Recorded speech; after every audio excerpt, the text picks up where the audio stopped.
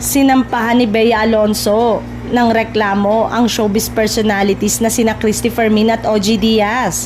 Si Christy ay host ng online show na Showbiz Now na, habang si OG ay may sarili ring online show na OG Diaz Showbiz Update.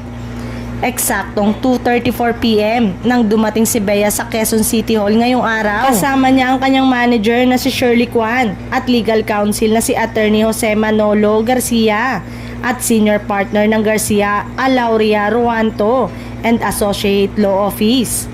Dumiretso si Bea sa tanggapan at dito ay nilagdaan at pinanumpa ni Bea ang kanyang salaysay laban kina Christy at OG.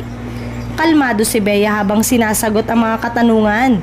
Sinabi ni Bea na naiintindihan niya ang laman ng kanyang sinumpaang salaysay. Kinumpirma rin ng aktres na true at correct ang impormasyong inilahad niya base sa kanyang personal na kaalaman. Hindi nagbigay ng panayam sa media si Bea. Tanging ang abogado niya ang nagsalita nang ma-interview.